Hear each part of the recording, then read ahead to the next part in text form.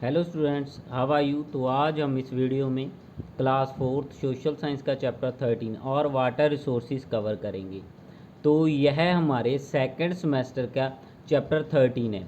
1 से लेके 10 चैप्टर तक आपके फर्स्ट सेमेस्टर में आते थे, उनकी वीडियो मैंने ऑलरेडी बनाई हुई है। ठीक है, उसकी क्वेश्चन आंसर रिवीजन सीरीज़ भी की वीडियो मैंने दे रखी है ऑलरेडी। अगर आपने वो देखनी है, आपको ज़रूरत है, तो डिस्क्रिप्शन बॉक्स में प्ले लिस्ट का लिंक डाल दूँगा, वहाँ से जाके आप सारे के सारे चैप्टर चेक कर सकते हो, देख सकते हो। तो यहाँ पे ये हमारा लेसन 11 12 मैंने ऑलरेडी बना रखा है। ये आपका 13 चैप्टर है जो हम इस वीडियो में कवर करेंगे। तो now let us start this video और वाटर रिसोर्सेज। तो चैप्टर 13 है हमारा।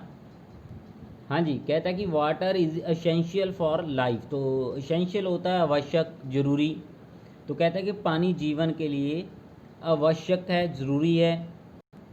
हाँ जी, we need water to drink, cook food, wash clothes and do many other things. तो ड्रिंक हो गया आपका पीना, कुक हो गया फूड हो गया खाना पकाना, वॉश क्लोथ्स कपड़े धोना हो गया।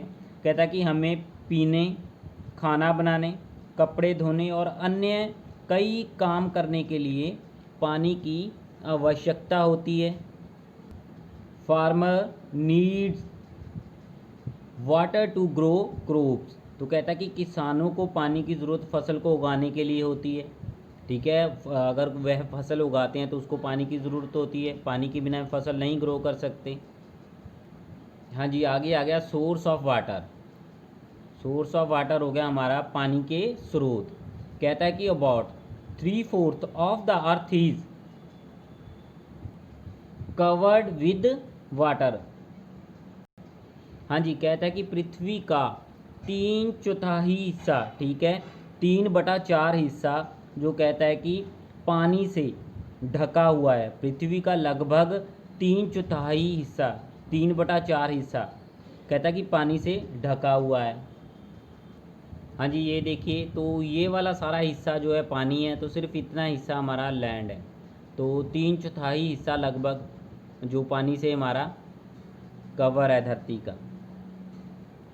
There are many sources of water. कहता है कि पानी के कई स्रोत हैं। ठीक है, जो पानी के कई स्रोत हैं। हाँ जी, तो ये सोर्स ऑफ वाटर है हमारे पास। रेन, ठीक है, रेन के बाद ग्राउंड वाटर, ज़मीन के नीचे वाला पानी। पॉन्ड्स एंड लेक्स आ गई हमारे,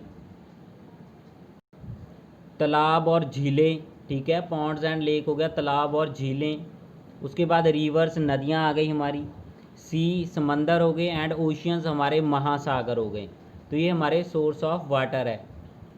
हाँ जी, तो पहले नंबर पे रेन आ गया। It is the main source of fresh water. तो कहता है कि जो बारिश होती है ना, यह मीठे पानी का या साफ पानी का मुख्य स्रोत है। ठीक है, जो फ्रेश वाटर है उसका एक मुख्य स्रोत होती है क्या, रेन, जो बारिश होती है। Farmers depend upon rain water for their crops. तो कहता है कि किसान अपनी फसल के लिए वर्षा जल पर निर्भर करते हैं।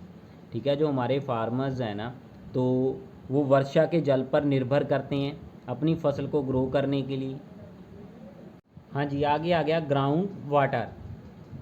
तो कहता है कि much of the rain that falls seep into the ground. Seep होता है रिसना। ठीक है, तो शीप का मीनिंग होता है रिसना। हाँ जी, कहता है कि बारिश का अधिकांश हिस्सा ना ज़मीन में रिसता है। क्या होता है, जब बारिश होती है, ज़मीन के ऊपर पानी बारिश का खड़ा हो जाता है, वो धीरे धीरे रिस के ज़मीन के नीचे जाता है। ठीक है, तो उससे क्या होता है, ग्राउंड वाटर जो हमारा है वो इंक्रीज़ होता है। This is called ground water. ठीक है, इसे भूजल कहा जाता है। तो इसको हम क्या बोलते हैं, भूजल, ज़मीन के नीचे वाला पानी बोलते हैं। पॉन्ड्स एंड लेक्स, कहता है कि an area of water surrounded होता है घिरे होना, by lands is called a pond. ठीक है, तो कहता है कि an area of water surrounded by land is called a pond. तो कहता है कि तालाब और झीलें, कहता है कि भूमि से घिरे पानी के क्षेत्र को तालाब कहा जाता है। तो भूमि से घिरे हुए पानी का जो क्षेत्र होता है उसको हम क्या बोलते हैं, तालाब बोलते हैं। हाँ जी, तो ये टैंक्स, ठीक है, तो इसी तरह तालाब होते हैं, ठीक है, इनको तालाब बोल सकते हैं, चारों तरफ से भूमि से घिरे होते हैं। इस तरह जो पॉन्ड्स होते हैं चारों तरफ से ज़मीन से घिरे होते हैं, ठीक है, तो इस तरह ज़मीन से। हाँ जी, आगे कहता है कि a lake is a bigger than a pond. तो जो लेक होती है पॉन्ड से बड़ी होती है, तालाब से बड़ी होती है, ठीक है, क्लियर है। तो लेक जो होती है वो तालाब से क्या होती है, बड़ी होती है। Rain water collects in ponds and lakes. तो रेन वाटर बारिश का पानी जो होता है कलेक्ट होता है, इकट्ठा हो जाता है इन पॉन्ड्स में, तालाबों में और लेक्स में, ठीक है। तो तालाब्स और लेक्स क्या होती हैं, ज़मीन का एक हिस्सा होते हैं जहाँ के बीच में पानी होता है, चारों तरफ ज़मीन होती है। तो वह हिस्सा होता है जहाँ पे सेंटर में पानी और चारों तरफ से उसको किसने, ज़मीन ने कवर कर रखा है। हाँ जी, आगे आ गया रिवर्स। कहता है कि reverse that originate in the mountains get water from the melting of snow and rain. तो ओरिजिनेट होता है उत्पन्न होना। हाँ जी, मेल्टिंग ऑफ स्नो होता है कि जो बर्फ़ होती है उसके पिघलना, ठीक है, पहाड़ों के ऊपर, चोटियों के ऊपर जो बर्फ़ होती है उनका पिघलना। तो कहता है कि जो पहाड़ों में उत्पन्न होने वाली नदियों को बर्फ़ और बारिश के पिघलने से पानी मिलता है। तो जो पहाड़ों से नदियाँ जो होती है ना पैदा होके आती है, तो उनको जो पानी होता है वह तो एक बहुत ऊंची चोटियाँ होती हैं, उनके ऊपर जो बर्फ़ होती है वो पिघलती रहती है, उससे पानी आता रहता है, ठीक है। उसके बाद बारिश होती है जब पहाड़ी इलाके में, तो वह पानी भी सारा इस जो नदियाँ हैं इनके द्वारा हमें मिलता रहता है। हाँ जी, आगे कहता है कि hence they carry water throughout the year. तो कहता है कि इसीलिए वे पूरा साल पानी ले जाती हैं। तो कैरी वाटर अपने साथ पानी लेके जाना थ्रू आउट पूरा साल। तो reverse that originate from the plateaus get water only from rain. कहता है कि पठारों से निकलने वाले नदियाँ को बारिश से ही पानी मिलता है। जो पठारों से नदियाँ पैदा होती हैं ना, तो उनको क्या होता है कि सिर्फ बारिश के दिनों में ही पानी मिलता है। वहाँ पे पठारों के ऊपर स्नो तो नहीं होती जो पिघल के पानी देंगी उनको सारा साल। तो इसीलिए जब बारिश होती है तो यह रिवर तभी चलती है। Almost dry up during summer. तो गर्मियों के दिनों में लगभग सूख जाती है, ठीक है, जब बारिश होती है तभी चलती है, गर्मियों के दिनों में यह सूख जाती है। हाँ जी, तो इन नदियों को एक नाम भी दिया गया है जो आपकी बुक में अभी मेंशन नहीं है, तो वो बता रहा हूँ, रेन फेड। तो इन नदियों को क्या बोलते हैं, रेन फेड, बारिश आधारित नदियाँ जो होती हैं, ठीक है। Seize and oceans. सीज समंदर हो गए, ओशियन हमारे हो गए महासागर। कहता है समंदर और महासागर। Most of the water on the earth is in the seas and oceans. हाँ जी, पृथ्वी का अधिकांश पानी समुद्रों और महासागरों में है। However this water is salty.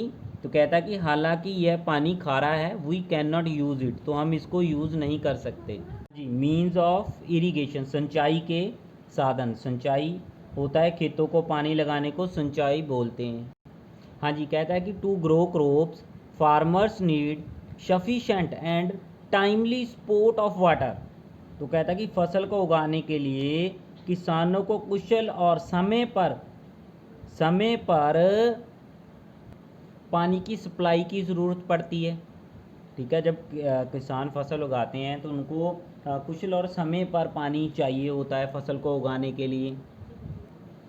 This is possible only through irrigation. तो कहता है कि ये सिंचाई से ही संभव है। तो ये पानी देना, तो ये बारिश के ऊपर तो डिपेंड नहीं कर सकते, जब बारिश नहीं होती तो खेतों को तो पानी चाहिए ही ना। तो कहता है कि ये सारा का सारा जो सिंचाई के ऊपर ही डिपेंड है। There are different means of irrigations in India.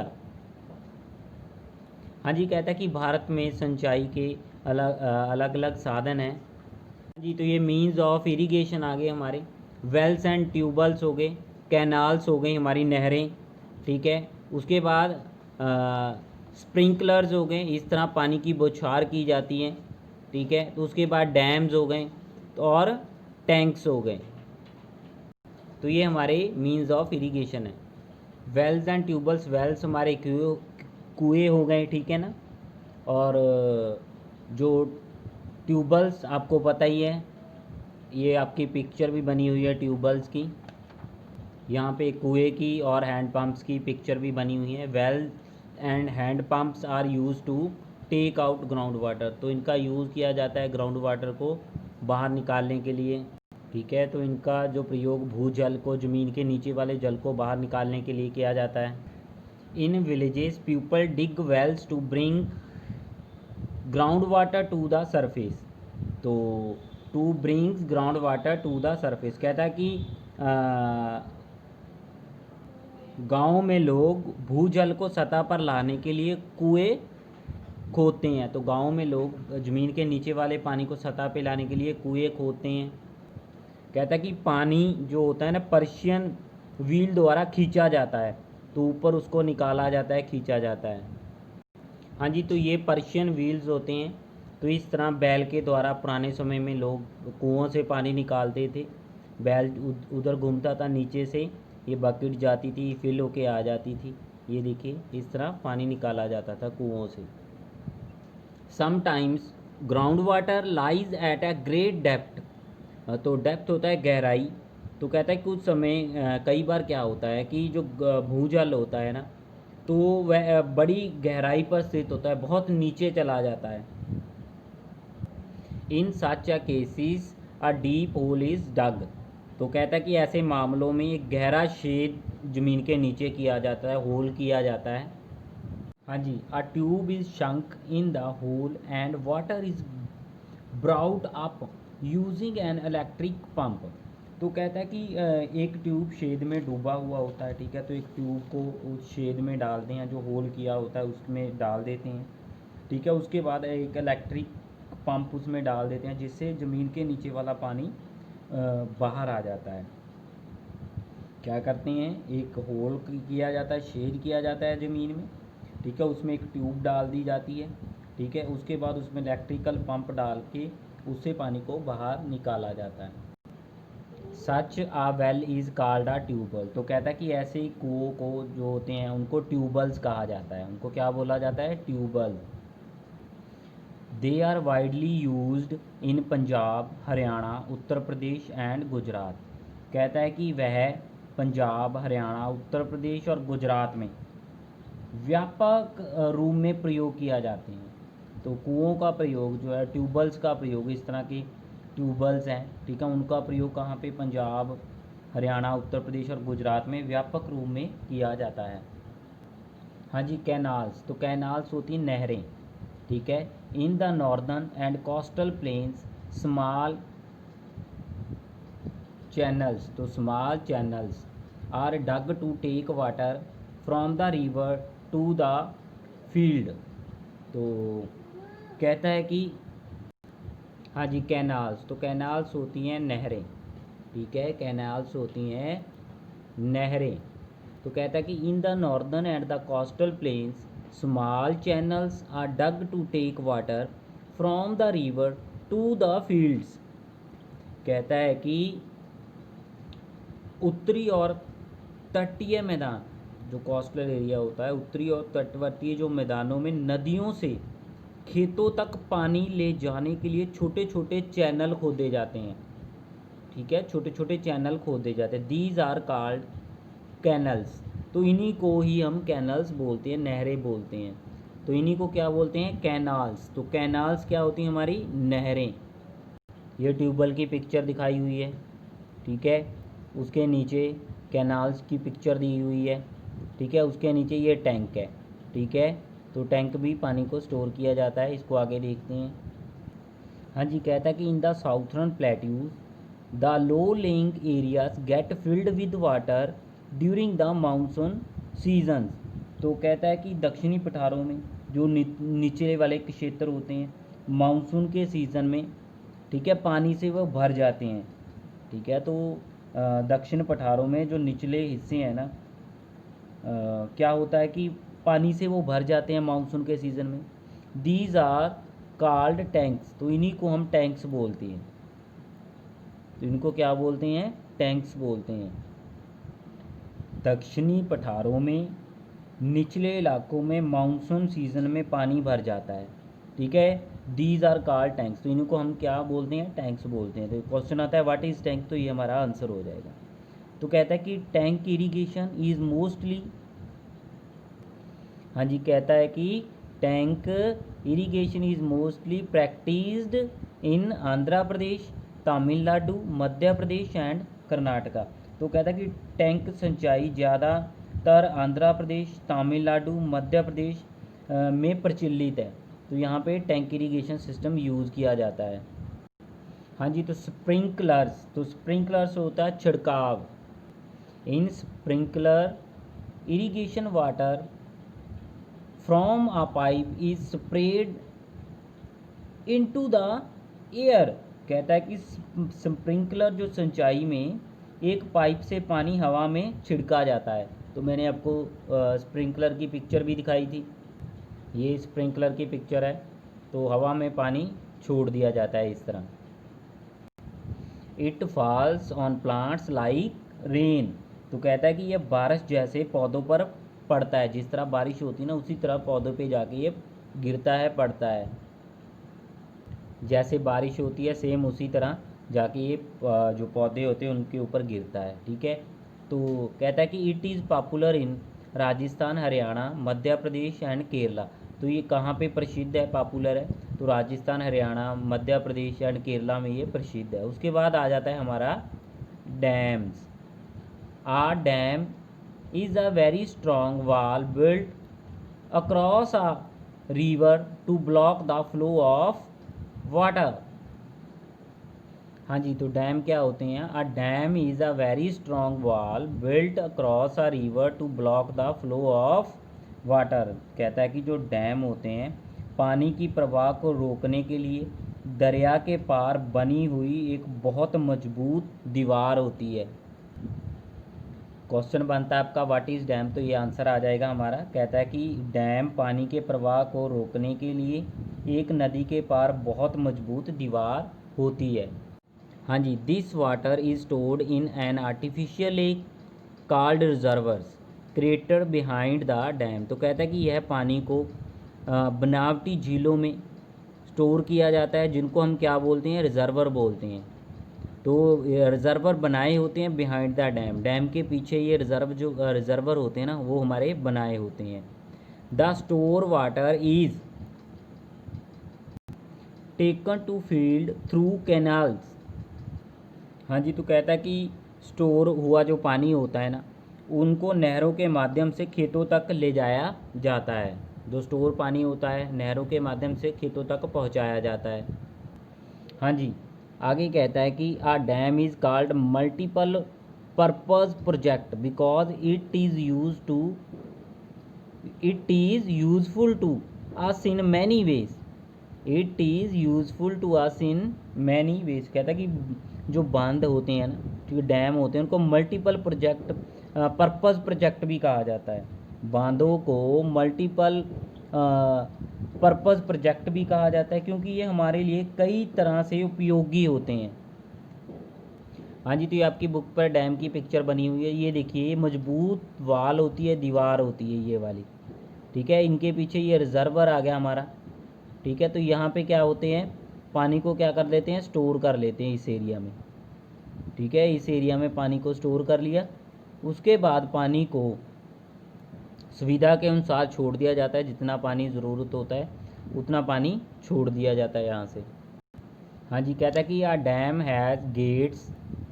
Has gates that can be opened and close to control the flow of water. कहता है कि बांध के द्वार हैं जिससे पानी के प्रवाह को नियंत्रित करने के लिए खोला या बंद किया जाता है। कहाँ पे कितना पानी छोड़ना है, ठीक है, पानी पीछे स्टोर रखना है, ठीक है। तो इनके बांध के जो गेट होते हैं ना इनके अकॉर्डिंग इनको छोड़ दिया जाता है। ज़्यादा पानी होता है तो गेट को खोल दिया जाता है, ठीक है। कम पानी है तो उसको स्टोर भी कर लिया जाता है। कि बांध के जो द्वार होते हैं जिन्हें पानी के प्रवाह को नियंत्रण करने के लिए खोला और बंद किया जाता है। पानी के प्रवाह को नियंत्रण करने के लिए इन्हें खोला भी जाता है, ठीक है, और बंद किया जाता है। हाँ जी, तो ये गेट होते हैं ना इनको एक नाम दिया गया है, ठीक है। तो वो कौन सा नाम दिया गया है, स्लूइस गेट। क्या कहते हैं इसको, स्लूइस गेट कहा जाता है। जो डैम होता है ना, इसके जो गेट बने होते हैं ये वाले, ठीक है, इनको हम क्या बोलते हैं, स्ल्यूस गेट बोलते हैं।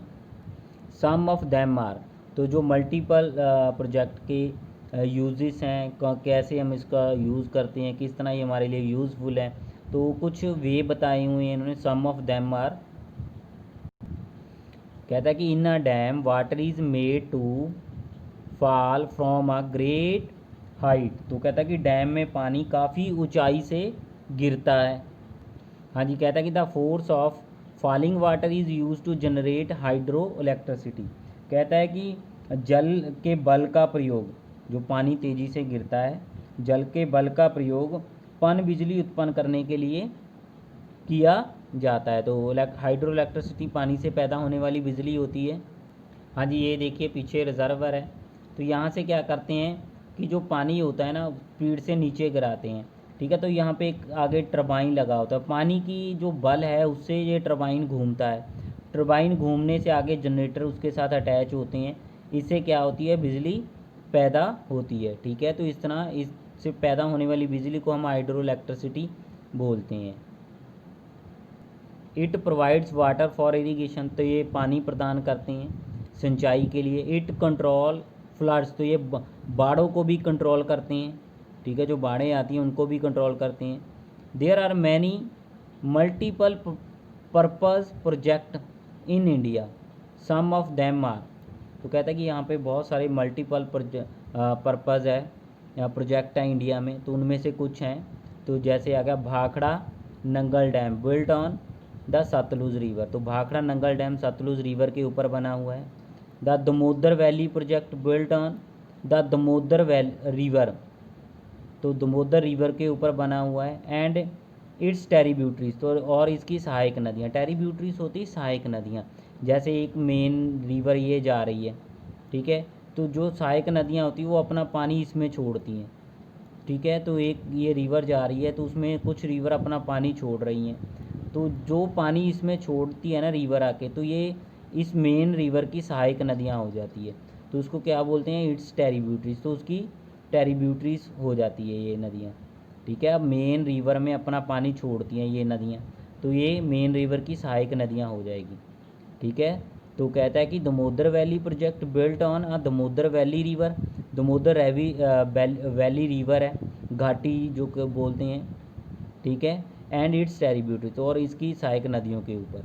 कहता है कि आगे Sardar Sarovar dam built on the Narmada river, तो सरदार सरोवर जो डैम है वो नर्मदा रिवर के ऊपर बना हुआ है। द मैटूर डैम, तो मैटूर डैम जो है built on the Kaveri river, तो ये अपने मोस्ट इंपॉर्टेंट है, इनको आपने लर्न करना है। तो आगे फैक्ट वाइज को भी देख ही लेते हैं। कहता है कि द थेरी डैम, ठीक है, theory dam on the Bhagirathi river in Uttarakhand is the highest dam in India, तो कहता है कि जो थेरी डैम है ना बना हुआ है भगीरथी नदी के ऊपर उत्तराखंड में, सबसे ऊंचा डैम है इंडिया का। The Hirakud dam built on the Mahanadi river in Orissa is the lowest dam in India, तो कहता है कि जो सबसे ऊंचा डैम है, ठीक है, वो थेरी डैम है। तो कहता है कि जो हीराकुंड डैम है कौन सी महानदी, ठीक है, जिसको महानदी भी बोल देते हैं, नदी के ऊपर बना हुआ है, उड़ीसा में है, तो ये लोएस्ट डैम है इंडिया में, सबसे नीचे वाला डैम आ जाता है, ठीक है। हाँ जी, वर्ड्स टू नो देख लेते। कहते हैं कि fresh water, water that is not salty, पानी वह जो खारा नहीं होता। आगे आ गया पर्शियन व्हील्स, कहता है कि या wheel which buckets attach to it, तो इनके साथ बकेट्स जो होती हैं, बाल्टियाँ होती हैं, बंधी होती है, अटैच होती हैं इनके साथ। As the wheel is turned by bullocks, bullocks होता है बैल, बैलों के साथ, और कैमल्स या ऊँटों के साथ। द बकेट्स लिफ्ट वाटर, तो जो बकेट्स होती है वो नीचे से पानी को लिफ्ट उठा लेती है। This water is then driven to the field, इस तरह ये पानी को खेतों तक पहुंचाया जाता है। हाँ जी, तो क्विक रिकैप देख लेते हैं। कहता है कि water is use for drinking, cooking food, washing clothes and growing crops. हाँ जी, तो कहता है कि the source of water are rain हो गया, ग्राउंड वाटर हो गया, ponds, lakes, river, seas and ocean. तो कहता है कि पानी के सोर्स है, साधन है, सबसे मुख्य है बारिश हो गई, ग्राउंड वाटर ज़मीन के नीचे वाला पानी, पॉन्ड्स तालाब हो गए, लेक्स बड़े तालाब जिसको बोल सकते हैं, नदियाँ हो गई, सागर हो गए और महासागर हो गए, समंदर और महासागर हो गए। कहता है कि well, tubewells, canal, tank, sprinkler and dams are some means of irrigation. तो ये कुछ मीन्स ऑफ इरिगेशन है, सिंचाई के साधन हैं ये। Dams are built across river, they generate hydro electricity, provide water for irrigation and control floods. तो कहता है कि डैम बनाए जाते हैं क्रॉस रिवर के ऊपर, तो यह है जनरेट करने के लिए, हाइड्रो इलेक्ट्रिसिटी को जनरेट करने के लिए। और कहता है कि प्रोवाइड वाटर फॉर इरिगेशन, तो इससे सिंचाई के लिए पानी भी मिलता है और बाढ़ों को भी ये कंट्रोल करते हैं। हाँ जी, क्या कि जो बांध होते हैं नदियों के पार बनाए जाते हैं, बांध नदियों के पार बनाए जाते हैं, इनसे हाइड्रो इलेक्ट्रिसिटी पैदा की जाती है, पन बिजली जो मैंने आपको दिखाया था। और ये प्रदान करते हैं पानी किसके लिए, सिंचाई के लिए खेतों में, एंड कंट्रोल फ्लड्स, और बाढ़ों को भी कंट्रोल करते हैं। हाँ जी, तो इसी के साथ ये हमारा चैप्टर कंप्लीट होता है। वीडियो अच्छी लगी तो चैनल को सब्सक्राइब करके घंटी वाला बटन प्रेस कर देना, ताकि मेरी आने वाली वीडियो का नोटिफिकेशन आप तक पहुंच पाए। Thanks for watching this video.